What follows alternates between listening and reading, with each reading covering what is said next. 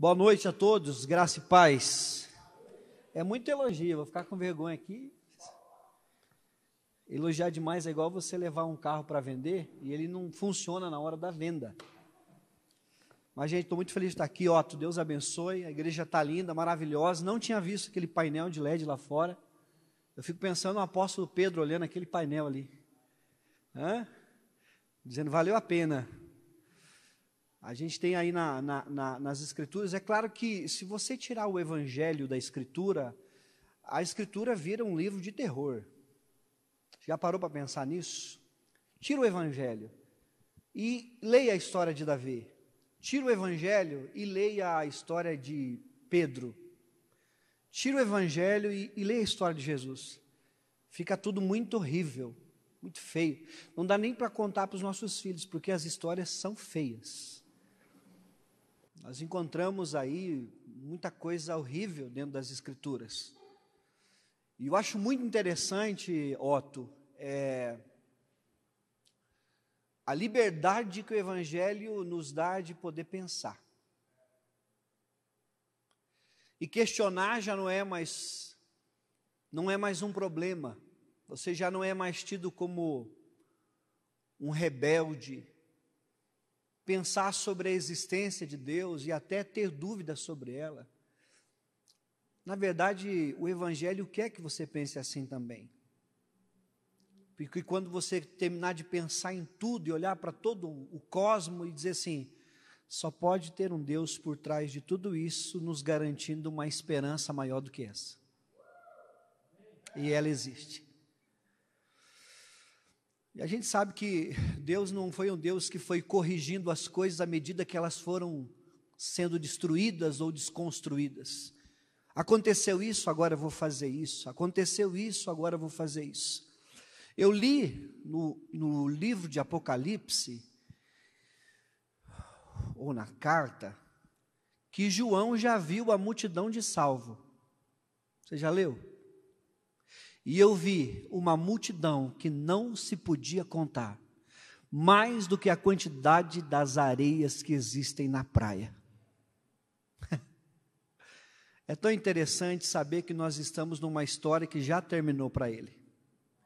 E que você já tem o seu nome lá, e o seu nome já está escrito na palma da mão dele, de forma que Deus não pode te esquecer, porque toda vez que ele olha para a mão dele, ele vê o seu nome lá.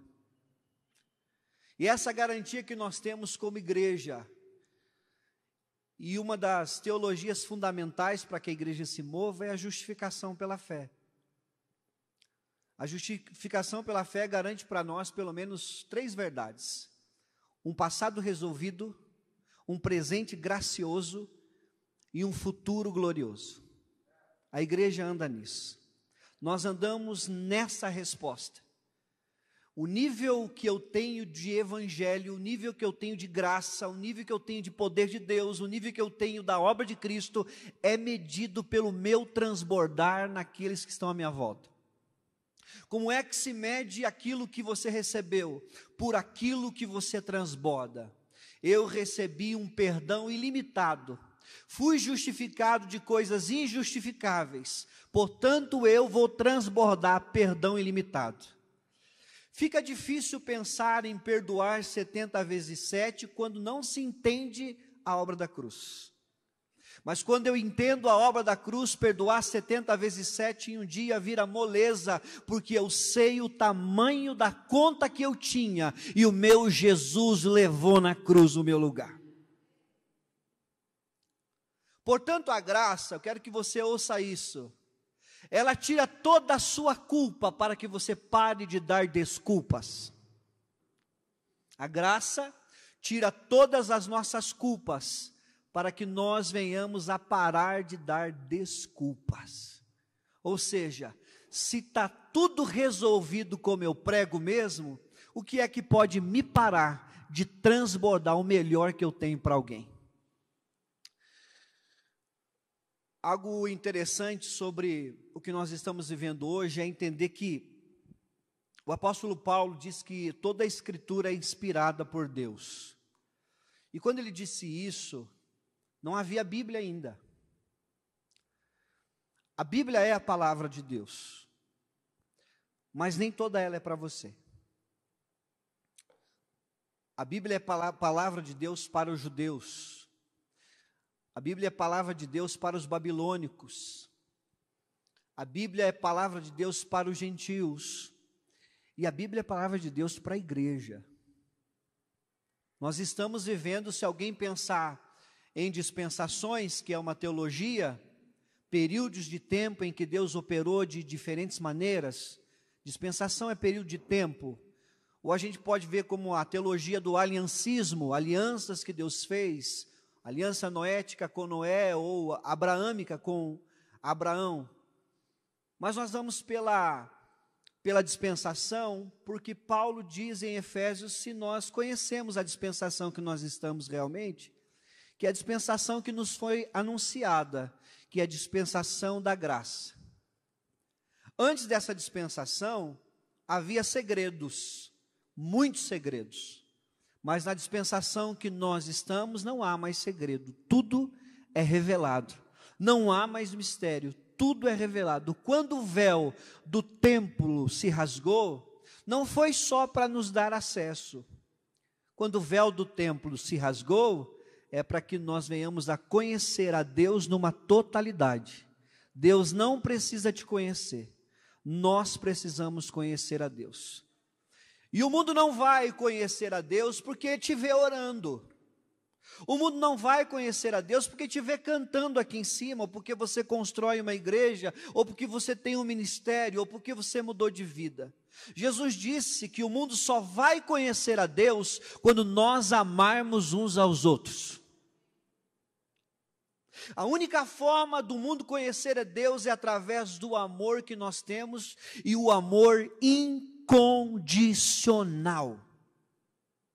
É por isso que ele diz, olha, vocês devem amar os seus inimigos, orar por quem persegue vocês. E se alguém lhe der um tapa do lado do rosto, oferece o outro lado também. E se alguém te convidar para caminhar 1 milha, caminhe 2 milhas com essa pessoa. Porque qualquer outra coisa que não seja isso, os fariseus já sabem. E fazem tudo isso omitindo o amor. Eu quero que vocês dobrem o que eles fazem.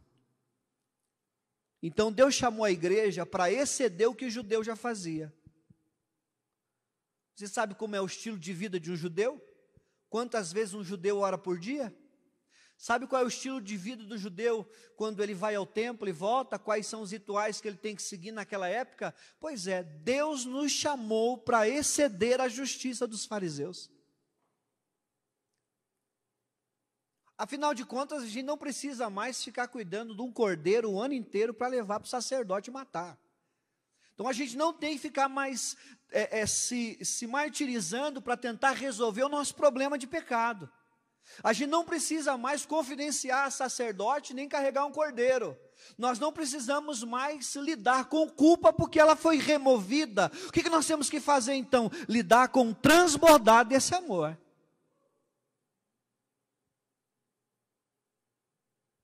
Porque muitas vezes nós que estamos nessa dispensação, que é a dispensação da graça, Paulo disse, eu não tenho outra coisa para falar para vocês a não ser anunciar as virtudes de Cristo. Então quando a gente se reúne, parece que a gente está tentando provar para as pessoas que Deus nos ama incondicionalmente. Parece que essa é a nossa vibe. Vamos provar que Deus nos ama incondicionalmente. Uma pessoa que recebeu a verdade de Cristo, e chegará o dia que eu imprimirei as minhas leis na tábua do vosso coração. Vocês não precisarão quem vos ensine, pois o Espírito Santo vos ensinará todas as coisas. E eu lançarei os vossos pecados no mar do esquecimento, porque dele não me lembrarei mais. Aleluia? Não, pastor, mas maligno é o coração do homem. Na antiga dispensação era, na nova, o amor de Deus está derramado nos nossos corações. Nós temos um coração desejoso agora de servir a Deus. Paulo diz assim, no meu homem interior existe prazer na lei de Deus. E a maior prova que o teu coração é bom agora, é que quando você erra, você fica muito triste. Fica ou não fica? Por quê? Você sabe que você recebeu o perdão, você sabe que tudo tá condicionado à obra da cruz, mas você não queria ter errado. Porque agora o teu coração se tornou bom. E por que você sabe disso? Porque ao crer em Jesus, no seu coração foi gravado um mandamento chamado amor. E esse mandamento diz: abraça ele, perdoa essa pessoa. Esse mandamento diz: abre mão dos teus direitos. Renuncia o seu ego, o seu eu. Engole esse sapo esperneando na sua boca, porque isso vai valer a pena para o teu espírito. Aleluia. Então nós estamos na dispensação da graça, e na dispensação da graça, nós não merecemos coisa nenhuma. Nenhuma. Paulo chega a dizer assim: não há um justo sequer, não há um que faça o bem, todos pecaram, estão carentes agora da glória de Deus. Ele diz isso. Na dispensação da graça você não merece nada, mas você tem direito de tudo. Parece uma coisa sem lógica, meio Dilma, né? Eu não mereço nada, não, mas tem direito de tudo, porque foi-lhe concedido esse direito, através de um voto, de um juramento que Deus fez para Jesus.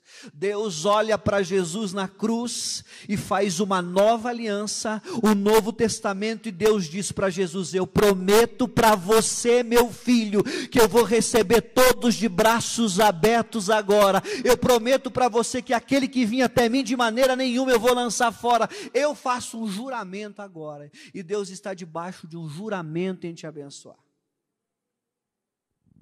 Tem alguém aqui que cursa medicina? Levanta a mão, não? Tem alguém que conhece algum médico assim, que conversa, que é amigo de médico? Levanta a mão só para eu ver. Bastante gente. Tem alguém aqui que já foi no médico?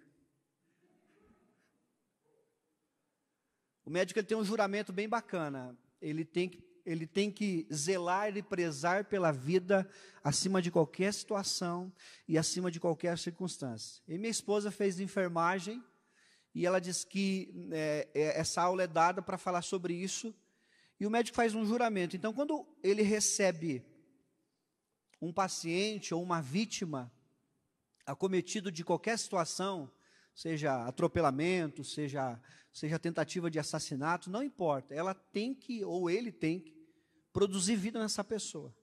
Então, vamos imaginar que nessa maca tem uma pessoa que foi uma troca de tiro com a polícia, ele matou uma pessoa, levou tiros e foi parar na maca desse doutor. Esse doutor pergunta o que ele fez, sim ou não? O que ele fez para estar aqui? Quem ele matou? Você trocou tiro com a polícia? Ele não pergunta nada sobre a moral daquela pessoa. O propósito desse médico é cumprir o seu juramento. O evangelho da graça que nos foi anunciado não tem nada a ver com a sua moral, tem a ver com o juramento de Deus. Ele vai te dar vida, e Ele te deu vida independente da sua moral. É por isso que você está vivo. E mais do que isso, além de lhe dar vida, sem querer saber da sua moral, Ele acrescenta bondade ainda no seu dia a dia. Perguntaram para Tertuliano, um dos pais da igreja: por que é que você acredita no evangelho? Ele disse: porque ele é absurdo. É por isso que eu acredito. Porque se fosse qualquer outro segmento, eu não acreditaria, e graça não seria graça. Qual é a glória de um céu carregado de gente boa? As religiões já salvam gente boa, gente perfeita, gente que cumpre ordens, que cumpre leis, mas ele não. Ele salva o mais vil pecador. Ele salva a gente ruim. Alguém perguntou assim para mim um dia: pastor, você vai continuar pregando a graça? Parece que quando você prega a graça, você está incentivando as pessoas a pecarem. Talvez você tenha ouvido isso um dia. Fala da graça, parece que você está liberando, dando carta para as pessoas saírem pecando e aprontando. Isso foi uma pessoa, uma líder, que me falou em um culto que nós estávamos fazendo, em uma reunião. E eu disse assim, quando eu falei da graça aqui, você sentiu vontade de sair pecando? Ela disse, eu não. E por que você acha que os outros têm vontade? E eu descobri que isso, Otto, é o fermento. Grave o que eu estou falando para você. Isso é o fermento. Esse é o grande fermento que nós vemos, ouvimos e nos deparamos ao falar da graça. Uma pessoa cheia de justiça própria, dizendo que outros vão pecar, porque a graça está sendo pregada. Para tentar anular essa pregação. Mas Deus nos deu poder e ousadia para anunciar aquilo que os profetas viram, aquilo que os próprios anjos viram e não puderam pregar. Está na mão da igreja, e a igreja que vai anunciar essa verdade com o poder do Espírito Santo. Quando Jesus gritou na cruz, está consumado, ele diz, anuncia a todos que a obra está pronta. Então virou fermento. E eu perguntei assim, quando você ouviu o Evangelho da Graça, te deu vontade de sair pecando? Ela disse, não. E por que você acha que neles deu essa vontade? Será que você não está colocando em xeque o espírito e a alma dessas pessoas? Sabe quando Pedro olhou para Jesus e disse assim, Jesus, ainda que todos te negarem aí, eu não te nego? Pedro estava querendo se mostrar superior aos outros. Pedro tinha certeza que muitos iriam negar e ele não. O que aconteceu? Porque a graça não é o termômetro que você coloca nos outros. A graça revela quem você é, o que você quer fazer realmente. E é o contrário. Porque se a lei e a religião é te segurar para você não ir, a graça é soltar para você fazer o que você quiser. E quando você sai para fazer o que você quiser, você diz como Paulo, eu decidi ficar, e eu quero ser escravo de Cristo. É bom ficar aqui. E é aqui que eu vou ficar, é na presença de Deus. Eu me lembro que eu jogava num clube chamado Nacional. E na época que eu entrei, eu não estava desenvolvendo muito bem ainda o meu futebol. E alguém perguntou assim, mas por que você não está desenvolvendo bem? Eu falava, por causa das drogas. Droga, você usa droga? Eu falei, não, é as drogas das pernas mesmo que não... E aí o nosso time foi muito bem, eu não joguei nenhum jogo, nem eu, nem mais alguns amigos, companheiros, apelidaram de Saci, ou de Mula Sem Cabeça, e a gente passou o campeonato inteiro assistindo o nosso clube ganhar, e no último, o nosso time, ele foi campeão antes de terminar o campeonato, e ele foi jogar o último jogo, para cumprir tabela só, porque já era campeão, e o time que esse ia jogar contra, era um time que estava disputando o terceiro lugar. Aí o treinador veio e pegou todos os coletes da camisa e jogou para mim, jogou um para mim, para o Mula Sem Cabeça, para o Saci, foi jogando. E os meninos que disputaram o campeonato inteiro ficaram olhando aquilo. Eu não sei se o chefe estava tentando, o treinador estava tentando fazer um teste de humildade com eles, só vocês vão jogar. Então, quando a gente colocou a camisa, a gente se sentiu tão bem por ser escolhido e tal, e jogar o último jogo, sendo campeão, eu que ia levantar a taça, não eles estavam do lado de fora. E aí eu senti a sensação de disputar um jogo a qual eu já havia vencido.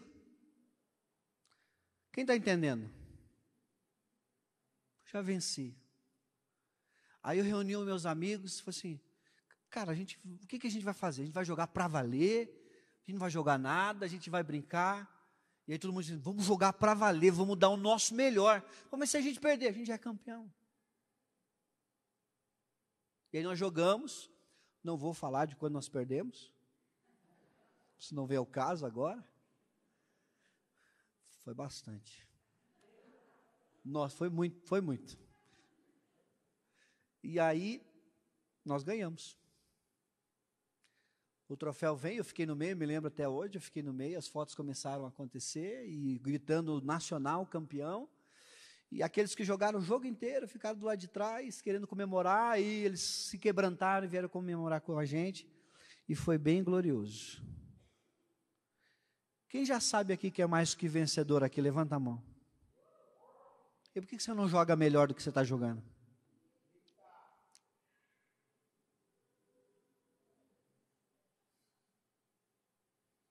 Aleluia.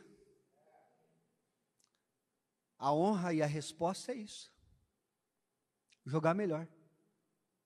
Fazer melhor. Ler mais. Orar mais. Exceder mais. Se envolver mais na comunidade. Estar mais próximo da comunhão. Compartilhar, transbordar. Tem 2 túnicas, reparte. Tem 2 sandálias, reparte. Ame, transborde, porque Deus nos chamou para exceder a justiça dos fariseus. Agora tem gente que sabe que já é campeão, ele não está nem aí para esse jogo. Ele não está nem aí para dar uma boa resposta. Mas eu sei que Deus levantou remanescentes aqui. Porque o evangelho não é empurrar ninguém, mas é motivar as pessoas através do amor que você tem.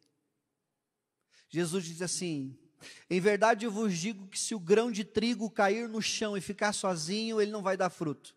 Mas se ele morrer, muitos frutos ele vai dar. E Jesus conseguiu motivar uma igreja inteira com a sua morte. Você pode ver que todos copiaram Jesus depois, todos morreram. Porque o evangelho é um convite a você perder, haja vista que você já ganhou. Quando eu olhei para aquele time, que era um time que estava disputando 3º lugar, jogando com um time reserva de perna de pau, eu sabia que era um convite para eu perder. Mas que no final eu já tinha ganho. Afinal de contas, a palavra perdão vem de perder. O evangelho não é uma renúncia da minha maldade. O evangelho é a ação da minha bondade. Os pecados da graça não são os pecados de comissão, o que eu faço de mal, mas o bem que eu posso fazer eu não faço. O quanto eu posso acelerar. É por isso que nós já temos tudo. Paulo diz a Colossenses: vocês já estão completos. Mas vamos e venhamos. Tem gente diferente uma da outra quando você conversa, sim ou não? Tem ou não tem, gente? Existem níveis. E Pedro diz isso, Jesus diz isso, Paulo diz isso. Crescei na graça. Então tem nível, tem tamanho. Crescei no conhecimento, tem nível e tem tamanho. Dá gosto de conversar com gente que está transbordando o Espírito Santo. E nós sabemos quando estamos transbordando do Espírito Santo ou não. Nós sabemos quando alguém tem um diferencial na vida dele, que não é pelo quanto ele é melhor, mas pelo quanto ele honra essa bondade. É por isso que não tem 2 Pedros na Bíblia. Tem um. Isso é nova aliança. É por isso que não tem 2 Tiago. Na nova aliança, Jesus andava com poucos também. Mas na nova aliança, cegos também enxergaram, paralíticos andaram. Enquanto eu prego aqui, tem gente sendo curada agora e não vai mais usar remédio. Você crê nisso ou não? Enquanto eu ministro aqui, você vai voltar a dormir com a luz apagada? Isso ninguém dá glória, né? Porque todo mundo esconde o medo do escuro. Mas tem aquela pessoa que não levanta para ir no banheiro enquanto chegar de manhã. Ele vai andando aqui, ele vai... Tem. E a Bíblia diz que o amor lança fora todo.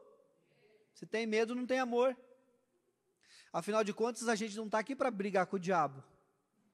A gente está aqui para lembrar as pessoas que ele está debaixo do estrado dos nossos pés. Não existe uma batalha espiritual aqui, gente. Não, pastor. Mas eu já li a Bíblia. Não ainda? Nós já lemos, só para não ficar... Em Efésios diz que nós temos que tomar a armadura de quem? De Deus. Vocês têm que resistir o dia mal. Você tem que ter uma espada, você tem que ter uma bota, você tem que ter uma couraça, você tem que ter um escudo, você tem que estar preparadíssimo. Afinal de contas, os demônios e principados e potestades estão aí, capotando o carro, matando vidas. Não é isso que Paulo está dizendo. Houve uma troca na cruz do Calvário. E na teologia da substituição, essa troca é anunciada para nós. E tem um versículo que eu amo, que está em 2 Coríntios, capítulo 5, versículo 20 em diante. Aquele que não conheceu o pecado, Deus o fez pecado por nós, para que nele nós fôssemos feito justiça de Deus.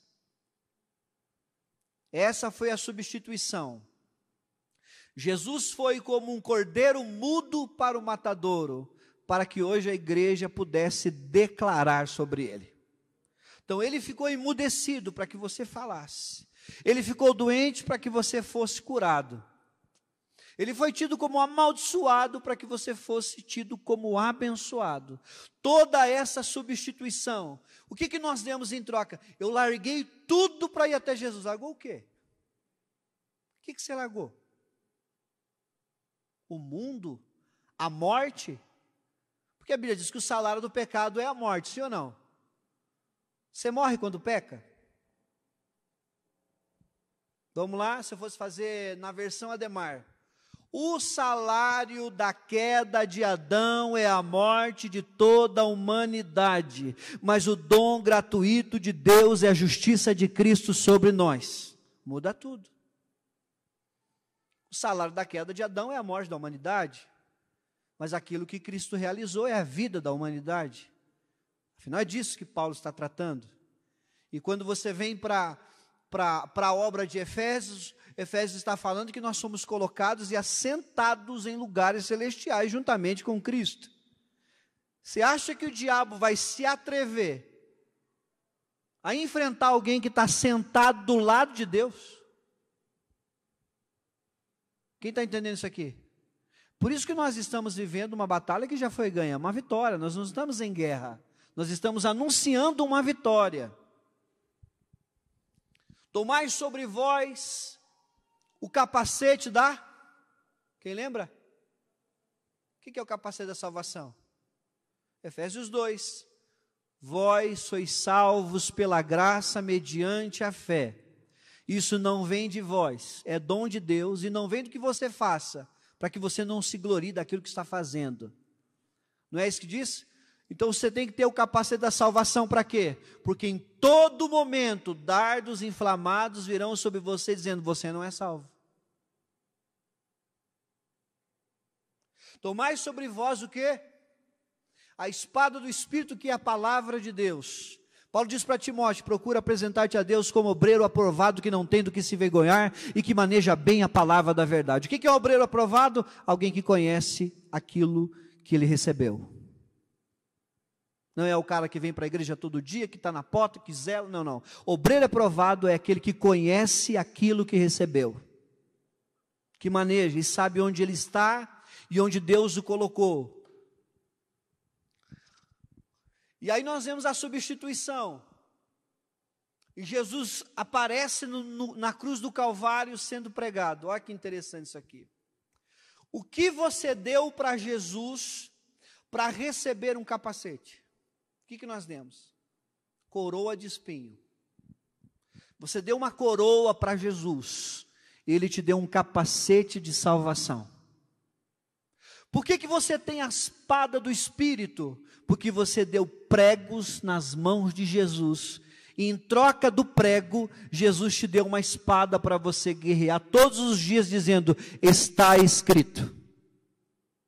Por que você ganhou o sapato do Evangelho, a preparação do Evangelho da paz, e pode proclamar isso? Quão formosos são os pés daquele que anuncia o Evangelho. Você deu pregos aos pés de Jesus, e Jesus te deu uma boa notícia para carregar. Por que nós recebemos a couraça da justiça? Porque nós demos a nossa injustiça. Jesus levou uma lança, transpassando a sua lateral, para que você recebesse a couraça da justiça, entender que nós somos justificados pela fé, e por isso temos paz com Deus. Por que nós temos um escudo, o escudo da fé? Porque a incredulidade do povo de Israel resultou em fé para a igreja. Quantos estão entendendo isso? Então essa foi a troca, meu irmão. Você deu morte, né? Nessa jogada de evangelho que aconteceu, você entrou com a morte e ele entrou com a vida. Entenda uma coisa, você que me ouve, ou você anda com a vida que é Jesus, ou você só tem morte. Não existe dois tipos de vida. O irmão está levando uma vida fora do Evangelho. Não, ele está levando uma morte fora do Evangelho. Porque o Evangelho é uma espada de dois o quê? Gumes. Mais penetrante do que uma espada de dois gumes que penetra o coração, entra na divisão da alma do espírito e consegue discernir as intenções. O Evangelho é maravilhoso. Ele é uma boa e uma má notícia também. Porque quando ele chega, ele logo salva, mas também ele logo condena. Quem crê será salvo, porém quem não crê já está condenado. Então o Evangelho ele é muito simples. Eu não quero que você faça nada, creia, porque fé é o contrário de trabalho. Quanto menos eu faço, mais fé eu tenho. Quando a pessoa começa a exceder na oração, exceder no jejum, exceder naquilo, é porque ela está com pouca fé. E eu não estou incentivando você a parar de fazer o que você faz na sua vida de busca. Mas o excesso de rotinas, de rituais, de orações, de jejum, demonstra falta de fé. Abraão foi justificado porque creu, não porque trabalhou. E nós somos da fé de Abraão. Se Abraão foi justificado porque acreditou, não porque trabalhou, e a minha fé é a fé de Abraão, o que eu tenho que fazer? Descansar. Em que dia foi criado o homem? No dia sexto, sim ou não? No dia sexto. Quando chega o primeiro dia de vida dele, que ele vai desfrutar, é o sétimo. E o sétimo é qual dia? Não é para descansar? Então nós fomos gerados no descanso. Você sabia disso? Nós fomos gerados para descansar na obra que Ele concluiu para nós. Quanto mais eu creio, quanto mais eu acredito no que Cristo fez, mais as coisas vão transbordar na minha vida. Porque o que agrada a Deus não é o que eu faço, é como eu creio. Aleluia? Quantos estão entendendo? O Evangelho é poder de Deus para aquele que trabalha, que ora para caramba, que jejua ou que crê.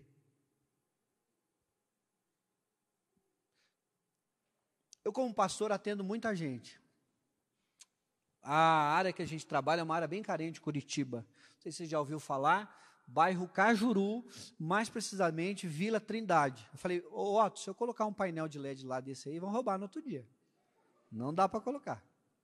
Os caras roubam vidro, roubam lâmpada, roubam pedra brita. Os caras são violentos lá. Então não dá para fazer isso. Deixa eu falar para você aqui hoje, que está aqui. Geralmente quando a gente vai tratar famílias, ou a mãe, ou o pai, ou o tio diz assim, eu não aguento mais. Essa família está toda nas minhas costas, eu que pago água, pago luz, pago escola, pago não sei o quê. Ou o pai sempre está abandonando, sempre é a mãe que está levando tudo nas costas. Todo mundo aqui está crescendo nas minhas costas. Então sempre, na grande maioria, o problema que a gente tenta resolver lá é porque alguém está fazendo tudo para todo mundo. E as pessoas se aproveitam disso.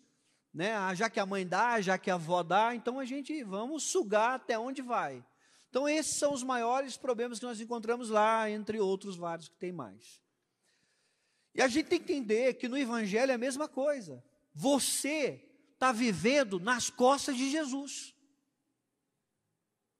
Você está crescendo no lombo de Jesus, no sacrifício que Ele fez, na herança que Ele te deu, na graça que Ele te promove e nas bênçãos que Ele te concede.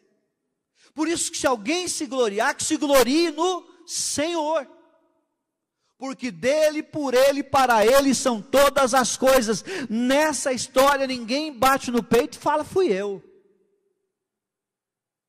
Quando em Mateus alguém diz, no teu nome nós expulsamos demônio, no teu nome nós curamos enfermo, no teu nome nós fizemos obra social, é o que eu estou colocando isso aqui, nós fizemos isso, aí é como se Jesus dissesse, no meu nome vocês fizeram, eu fiz, ó a justiça própria, no meu nome vocês, exatamente, vocês usam o meu nome para fazer o que vocês querem, achando que isso é coisa que vocês fazem, mas vocês não fazem nada, porque sem mim vocês não podem fazer coisa nenhuma.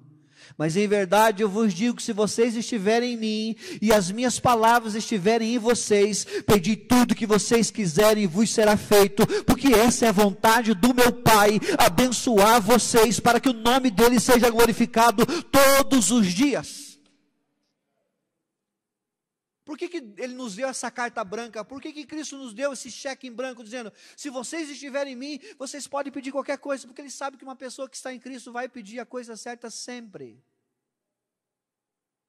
Porque ele vai pedir com o espírito dele, não vai pedir com a ganância dele, com a vaidade dele, ele não vai pedir com a sua justiça própria, ele vai fazer coisas e vai fazer pedidos concernentes ao reino de Deus, aleluia. Eu quero uma arca, então tem uma arca para você, tudo aquilo que Deus promover na tua vida, ele vai financiar, porque foi ele que promoveu. A arca nas mãos de Noé, era a propósito de Deus, para um agricultor que não conhecia de carpintaria, mas era propósito de Deus. E chegou todos os materiais e a arca chegou onde tinha que chegar, porque aquilo que Deus promove, Deus financia na tua vida. Tem coisas que não estão acontecendo porque não foi Deus que promoveu, foi sua vaidade, foi a sua vontade, foi o teu desejo. Paulo vai dizer assim que quando Deus vai efetuar alguma coisa na nossa vida, primeiro ele opera o querer. Aleluia? Porque é dele o querer e também o efetuar na nossa vida. Então Deus tem levantado pessoas que estão alinhados com a terra, não com o céu.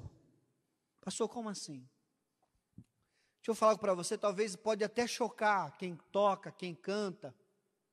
Afinal de contas, esses dias eu ouvi um hino, um louvor, e não quero muito falar de louvor aqui, que diz assim, ó, vem cumprir o descrito em Joel. Você canta isso? Poxa, eu não estou falando mal da banda, mas ele já cumpriu o descrito em Joel. Eu canto que eu creio. Ele cumpriu há 2000 anos atrás, em Atos dos Apóstolos, capítulo 2 e 3. A gente está na frente desse cumprimento. Nós já estamos tendo visões, sonhos, profecias, expulsão de demônios há mais de 2000 anos. E a gente está orando para Deus cumprir o que ele prometeu em Joel. Se Pedro diz hoje, se cumpre o que Joel falou. Eu canto o que eu creio. Quem está me entendendo aqui? No Antigo Testamento, toda adoração era para cima.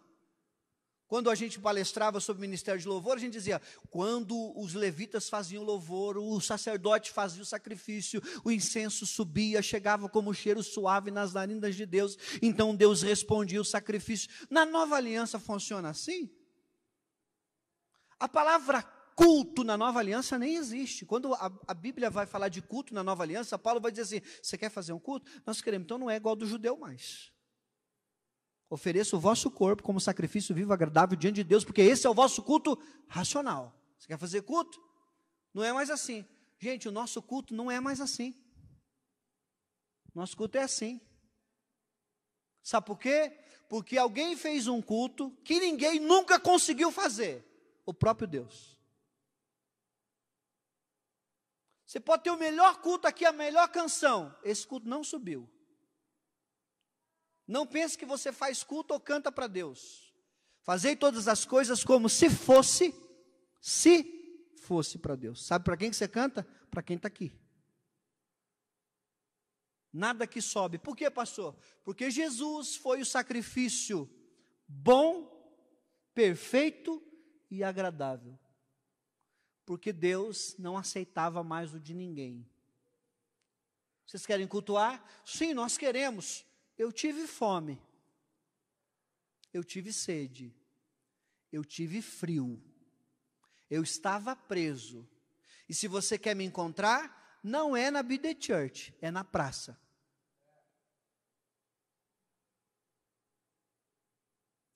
Duas horas de culto aqui dentro não valem um abraço no mendigo. Porque eu estou escondido num bandido, estou escondido numa prostituta, eu estou escondido em alguma pessoa lá fora, não dentro de um templo. Afinal de contas, eu cessei o barulho do templo, dizendo: esse é o Cordeiro que tira o pecado do mundo. A música que vai cantar não é mais dentro do templo de pedra, a música que vai cantar é lá fora, ide por todo mundo e pregar o evangelho a toda criatura. Está lá. Pastor, o que eu venho fazer aqui? Às vezes eu me pergunto também. Sério mesmo. Alguém perguntou assim: pastor, o Espírito Santo está numa balada? Eu falei: às vezes eu pergunto se ele está numa igreja.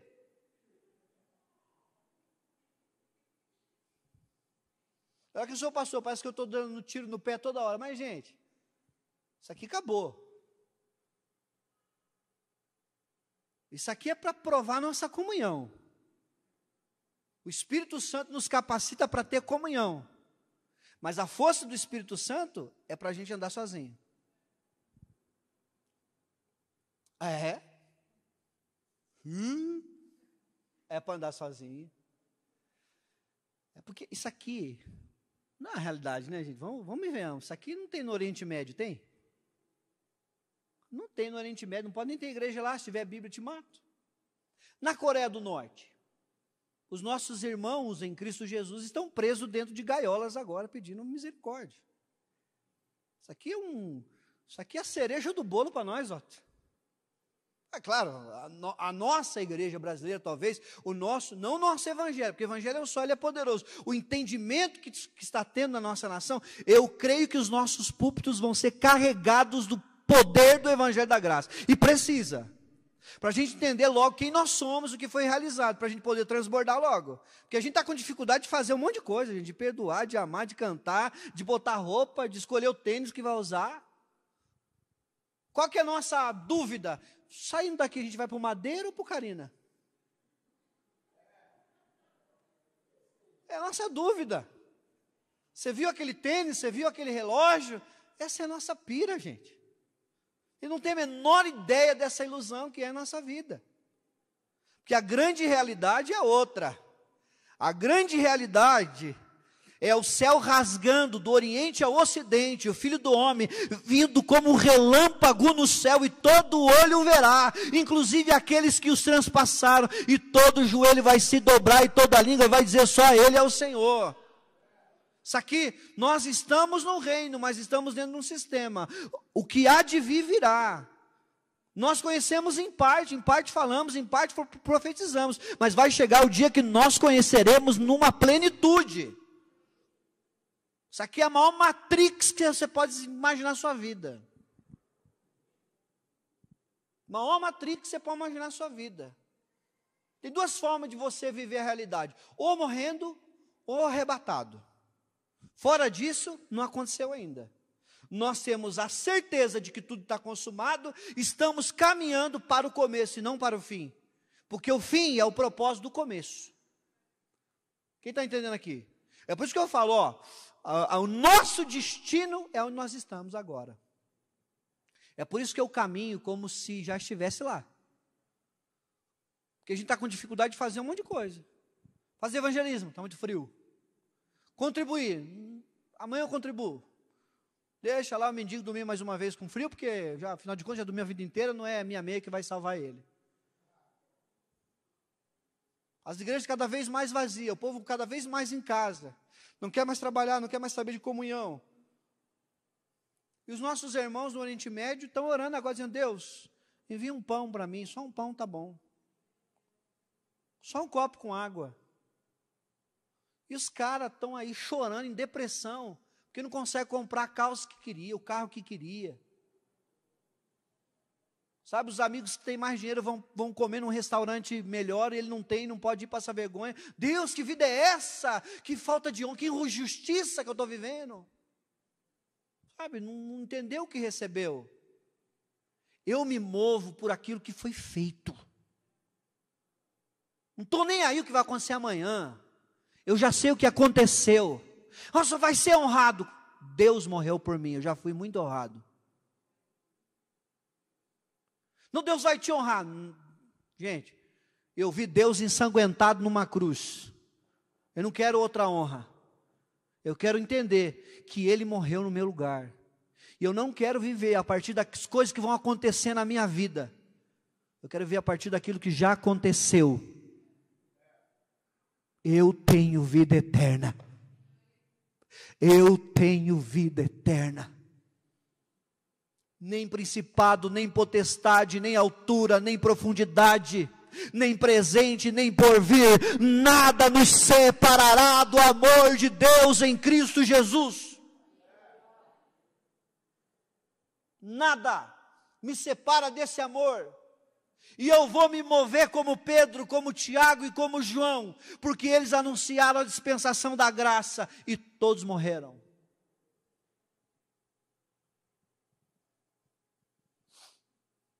Ah, que lindo pregar sobre Pedro. O ruim é morrer como ele. Que lindo pregar sobre o João. O ruim é morrer como João. Que lindo é falar de Jesus. O ruim é morrer como Jesus. Pastor, não fala isso, não vai acontecer. Já está acontecendo. Só não passa na Rede Globo. Porque se os crentes pararem de assistir Rede Globo, a Rede Globo vai fechar. Porque é só crente que assiste. Se os cristãos pararem de assistir Netflix, ela vai falir, porque é só eles que assistem. É por isso que as pedras estão clamando. Nós estamos congelados junto com esse frio. E a palavra de Deus é: desperta tu que dormes. Eu posso estar vivo, porque Ele me vivificou, mas eu posso estar dormindo.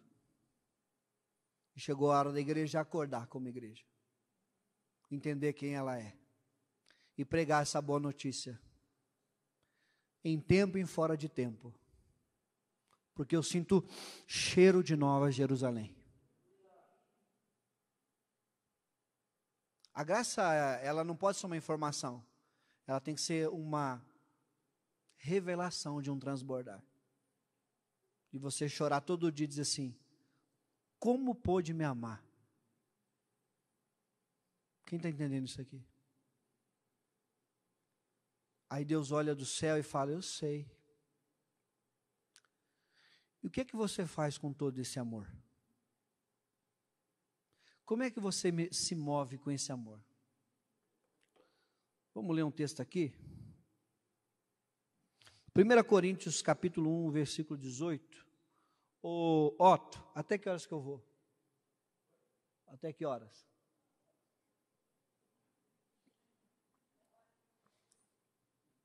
Quem está bem aqui, diga a glória a Deus. Então vamos lá. Tem aqui? Não? Posso ler então? Aí. Essa aqui é a Almeida. A minha é a nova versão transformada. A NVT. Será que tem aí? Não tem? Eu gosto da NVT porque está escrito aqui igual a gente fala, assim. Não tão errado, mas... NVT. Essa eu nem sei o que é. Nossa, quem que foi esse? Vamos lá.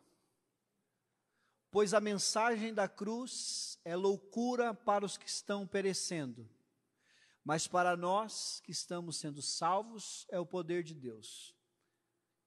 Volta. Quem está perecendo não é os caras que estão na balada aqui do lado. Quem está perecendo aqui em Coríntios é os caras que estão dentro da igreja e não entenderam o que é graça. Não entenderam o que é evangelho. Lembre-se que a carta não é para o mundo, a carta é para Coríntios. Tá bom? Você fala assim: não, você está perecendo aí, o evangelho é loucura para você. Não, o evangelho é loucura para um crente que estava dentro de Corinto, que não estava entendendo o que era evangelho. Que não estava se movendo como o evangelho. Então, é uma loucura para os que estão perecendo, para nós que estamos sendo salvos, é o poder de... Esse estamos sendo salvos aqui, não é porque a gente está sendo salvo e parcelado, Casas Bahia, tá, gente? É porque está chegando mais gente, tá? A gente está sendo salvo, não. Você sempre que, a salvação não é o fim, a salvação é o começo de tudo. Primeiro salvo e depois o resto.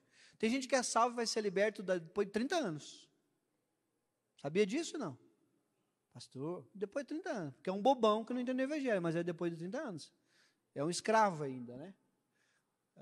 Pois a mensagem da cruz é loucura para os que estão perecendo, mas para nós que estamos sendo salvos, ela é o poder de Deus.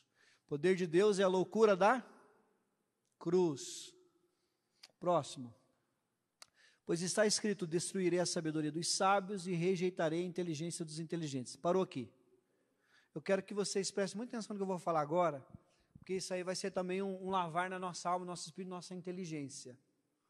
Deus deu capacidade para nós. A igreja de Corinto era uma igreja muito competitiva, cheia de filosofia, cheia de mensagem, cheia de humanismo, de caras que pregavam com uma oratória extraordinária. Por isso que ele fala, eu não vim aqui conversar com vocês com palavras persuasivas, mas com poder do evangelho. Ele vai dizer isso, não fala isso? Por quê? Porque os caras estavam nessa briga. Então assim, eu quero que alguém pregue algo novo que nunca ninguém falou. É isso que as pessoas querem. Mano, o evangelho é um copia e cola. Entendeu? O evangelho é um copia e cola. Por quê? Porque o evangelho não é um lugar para você ficar gostando do que você ouve aqui. Na verdade, você tem que se chatear com o seu lugar, porque o teu negócio é lá fora, gente. O nosso negócio é lá. Aí vem um monte de gente com um monte de filosofia, falando coisa, nossa, ele falou uma coisa que eu nunca vi na vida. Então, mano, você está em outro lugar, não no evangelho. Porque o evangelho é tudo que nós precisamos ouvir em poucas palavras. E ele está dizendo assim, ó, eu não quero mais que vocês fiquem se prendendo nisso. Ó. Ele vai dizer assim, ó, destruirei a sabedoria dos sábios e rejeitarei a inteligência dos inteligentes. Próximo. Onde está o sábio? Onde está o erudito? Onde está o questionador dessa era? Acaso Deus não tornou louca a sabedoria deste mundo? Próximo, 21.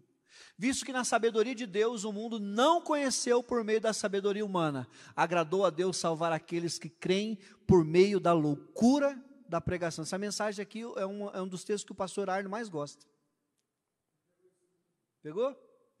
Quando a gente foi para Israel, ele falou muito desse texto aqui. Eu falei, eu só sabe esse texto aqui, eu acho. Mas ele falou muito desse, por meio da loucura da pregação do evangelho. Vamos lá. Eu não quero ser humanista também, e também não quero pregar uma mensagem antropocêntrica aqui, dizer que você é o centro de tudo. Mas Deus fez um culto para você. Sabe tudo que a gente acha que está fazendo para Ele aqui dentro hoje? Ele já fez. No evangelho, é o único segmento, se a gente pode chamar de segmento, onde o Deus adorado vem até nós. Culto é tudo aquilo que se oferece, sim ou não? Quem ofereceu? Foi Ele. E mais, é uma loucura. O Deus tão poderoso que nós adoramos, veio aqui e morreu por nós, se tornou menor do que a gente. Então qualquer outra religião desprezaria como desprezou. A sabedoria do mundo desprezou isso. Como é que Deus desce, vira a gente, morre, faz um culto para nós, traz um cordeiro, nos perdoa e passa a morar dentro de nós? Essa é a loucura do evangelho, para que ninguém bata no peito. Ele fez tudo. Ele veio no culto, ele tocou o violão, ele cantou a canção, ele trouxe o cordeiro, ele ficou na sonoplastia, ele ficou na portaria e você só recebeu. E contente-se nisso. Você só recebe. E ninguém é melhor do que ninguém nisso. É por isso que a mesa da ceia já era redonda, para ninguém sentar na ponta. Todo mundo era igual, todo mundo. Até o próprio Jesus. Então esse evangelho de o Deus adorado, oferecer um culto para nós, se sacrificar no nosso lugar, essa é a loucura da pregação, que naquela época causou muito problema entre os judeus daquela época e outros segmentos, e causa até hoje. E eu acho que a maior dificuldade nossa é alcançar um crente do que alguém que está lá fora. Próximo. Os judeus pedem sinais milagrosos. Tem crente assim, não? Sinais. A igreja tem poder, ninguém pula, ninguém profetiza, ninguém... Mano, você pode expulsar 10 mil demônios. Se não conseguir expulsar a fofoca da sua língua, você está perdido. Entendeu? Você pode expulsar 10 mil demônios, se você não controlar o que você fala, não adiantou nada. Porque o evangelho é domínio próprio e fruto do Espírito Santo. Dom sem caráter te destrói. Primeiro fruto. Fruto é aquilo que acontece dentro, Gálatas 5, fruto acontece dentro, dom acontece fora. Olha lá, em Atos, viu línguas repartidas como de fogo que pousaram sobre. Dom é fora, é daqui para lá, fruto é daqui para dentro. Aleluia. Os judeus pedem sinais milagrosos e os gregos procuram sabedoria. Tem aqueles crentes mais inteligentes, irmão, porque do grego para o hebraico, para o aramaico, tira a letra N, bota Z, tira Z, faz um cálculo, x mais y, raiz quadrada de 0 e dá. Jesus morreu na cruz. Pode ver que tudo vai dar, Jesus morreu na cruz. Ele vai começar Abraão, Isaac e Jacó. Jesus morreu na cruz. Precisa disso? Se ou não? A gente não pode usar as nossas espiritualidades com naturezas carnais, porque o nome disso é vaidade. Estar na carne não é estar lá no mundo bebendo, sim, isso é fazer a vontade da carne, mas estar na carne é tentar fazer alguma coisa espiritual por motivações erradas. Eu posso orar na carne, jejuar na carne, pregar na carne aqui, totalmente vaidoso da sabedoria que eu recebi. Isso é estar na carne. Olha lá. Os judeus pedem sinais milagrosos, os gregos procuram sabedoria. 23. Nós, porém, pregamos. Está bravo aqui, hein, mãe? O qual de fato é escândalo para judeu e loucura para gentil. 24. Mas para nós que fomos chamados, tanto judeus como gregos, Cristo é o poder de Deus e a sabedoria de Deus. Amém ou não amém? Queria que você ficasse em pé agora.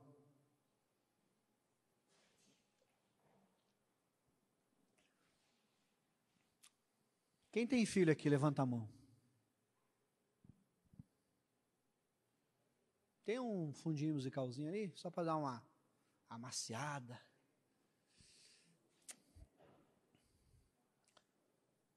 Quem tem mais de um filho aqui, levanta a mão.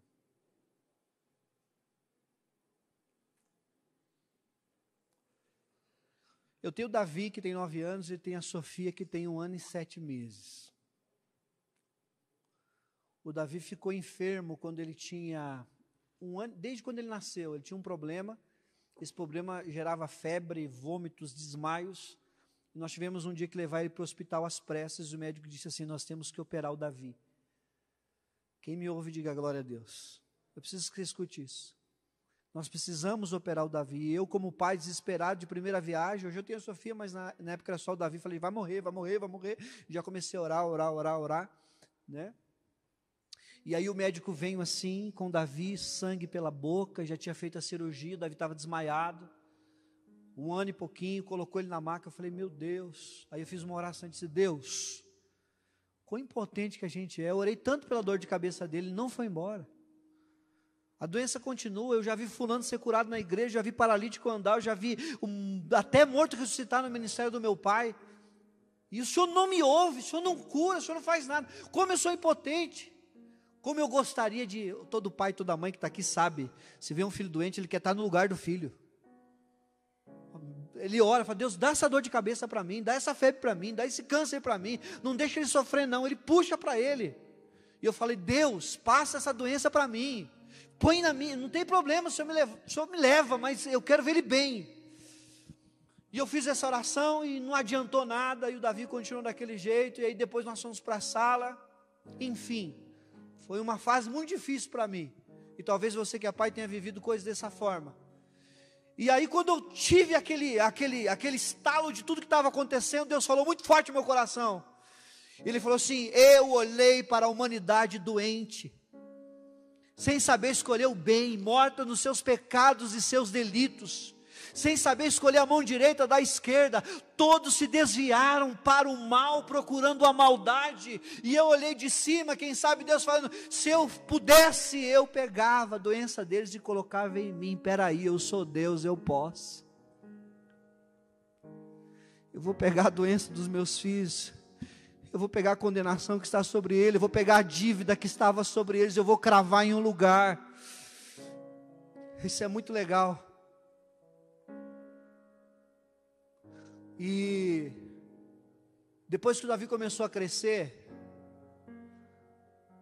eu não sabia educar ainda meu filho como deveria. Eu falava, Davi, não pega, não faça. Ele pulava, eu brigava. E aí um pastor disse assim, ó, quando você for falar com o Davi, abaixa, fica olhando no olho dele, fala bem suave, fala, Davi, não faça isso.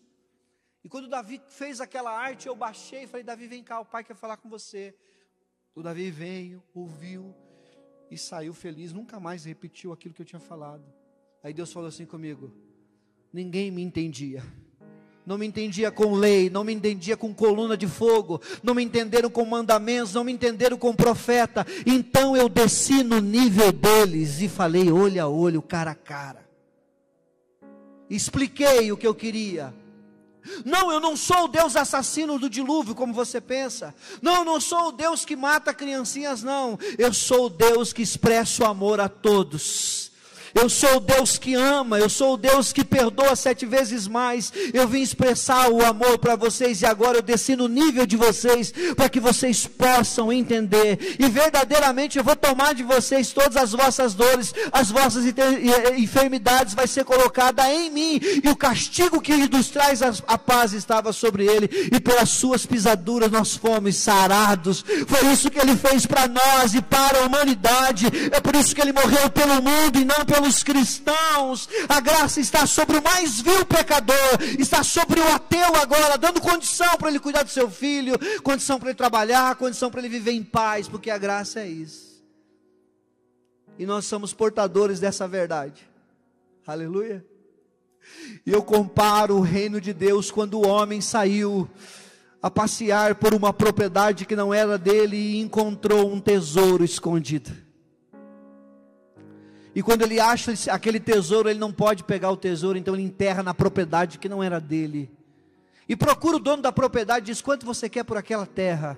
Porque está interessado no tesouro. E aí ele compra a propriedade para poder resgatar o tesouro. Quem me ouve, diga glória a Deus. No Evangelho eu vejo Deus se auto-sabotando. Você é a propriedade que Ele colocou o Espírito dentro de você. E agora para resgatar o Espírito tem que levar a propriedade também, porque ele comprou a propriedade. E não importa se a propriedade está suja, tem cascalho, a cerca é de arame farpado, ele colocou o Espírito dentro, e para levar o Espírito, que é o penhor, que é a garantia, naquele grande dia, ele vai levar o Espírito e a propriedade junto. É por isso que nós fomos comprados por um alto preço. E nós precisamos responder isso como igreja, onde quer que nós estejamos. Esse amor. Você foi comprado, não porque você é uma propriedade linda, mas porque Ele te embelezou com a beleza de Cristo. Você foi comprado não é porque você cheira bem, é porque agora você tem o perfume de Cristo. Você foi comprado porque o Espírito Santo foi colocado, Deus se auto-sabotou, eu vou morar dentro dele. E a hora que tudo acabar, eu vou levar ele junto. É por isso que às vezes você não percebe Deus dentro de você, porque você continua sendo uma propriedade. Você ainda falha, a carne não tem cura, nós estamos em processo de aperfeiçoamento. A carne é isso, mas dentro de você tem um tesouro precioso, perfeito, puro. E esse é o penhor da nossa salvação, essa é a garantia. Ele empenhorou dentro de você. Sabe quando você consegue chumbar uma coisa na outra? Foi isso que Deus fez, e pela fé eu creio. E aí eu olho para a vida como Martinho Lutero e tantos pais da igreja que conseguem dizer, nós somos 100% pecadores, mas somos 100% santos. Nós somos 100% perdidos, mas 100% salvos. Eu consigo entender isso hoje. Então nunca deixe a tua carne, o comportamento dela, enganar você de que você não ama a Deus. Porque ela sempre vai querer mostrar inimizade contra Deus, porque a carne é inimiga de Deus. Mas ela não consegue enganar aqueles que receberam uma nova mentalidade, entenderam quem são. Aleluia. Nós somos filhos, e se somos filhos, somos herdeiros e co-herdeiros juntamente com Cristo. E essa é a realidade da igreja, hoje, amanhã e para sempre. Nós precisamos, está tudo consumado, mas ainda falta uma coisa. Nós precisamos anunciar que está pronto. Você tem uma missão: anunciar que tudo está pronto. Anuncie no celular, na escola, no caixa de... Quando você está comprando algo, fale a boa notícia. Quem me ouve, diga glória a Deus. Jesus morreu como um cordeiro, sim ou não? Ressuscitou como um? Representando a justiça. Morre como um cordeiro, representando a obediência e a submissão. Mas em Apocalipse, nós vamos ver a ira do cordeiro. Ressuscita como um leão, mas em Apocalipse nós veremos a ira do cordeiro. Por que, pastor, ira do cordeiro? Por todos aqueles que rejeitaram o sacrifício. Então ele vai ter que julgar, como se fosse a oferta. Você me rejeitou. Você rejeitou o sacrifício perfeito. E você não me rejeitou quando saiu da igreja e foi para o bar beber. Você me rejeitou quando você achou que era capaz de se salvar por si mesmo. Você me rejeitou quando você tentou comprar de mim salvação, com a tua oração e com o jejum. Quando você tentou achar que merecia alguma coisa, e não entendeu o meu sacrifício perfeito por toda a humanidade. Portanto, todos nós que estamos aqui hoje, vamos nos render à soberania do sacrifício dele. E vamos temer esta obra, que nos garantiu imerecidamente salvação, dom, prosperidade e saúde, para anunciarmos isso lá fora. Porque essa igreja, um padre da igreja católica, lá do século V, disse: quando o dinheiro de um fiel, quando a moeda de um fiel bater no fundo do nosso cofre, então eles alcançarão a salvação. E essa doutrina diabólica vem permeando, romanizando até mesmo os cristãos protestantes, a comprar benefícios, pagar indulgências e tentar alcançar Deus por meio de obras. Mas nós já entendemos que no Evangelho a gente não alcança nada, Ele nos alcançou. A gente não faz, Ele fez. Nós não compramos, Ele pagou. Nós não temos Deus, Ele nos tem. Nós não achamos Deus, Ele nos achou. E nós estamos guardados nele. E essa é a nossa promessa. E não deixe nada fazer você cair disso, em nome de Jesus. E eu quero que você levante as suas mãos desse jeito, e eu quero repetir as palavras de Jesus: vocês já estão completos nele. Deus está dizendo: eis que vos dou poder e autoridade, eis que vos dou poder e autoridade, vocês pisarão na cabeça de serpentes e escorpiões, aleluia, vocês falarão em novas línguas, assim diz o Senhor. Aleluia, vocês orarão pelos enfermos e eles serão curados. Oh Espírito Santo, nós te glorificamos, nós te exaltamos pela tua bondade. Levanta um povo cheio do Espírito Santo, para que o mundo conheça que existe, Senhor, Cristos nessa terra, ungidos nessa terra. No nome de Jesus nós te louvamos. Levanta a sua mão e dê a melhor salva de palmas que você pode dar. Aleluia!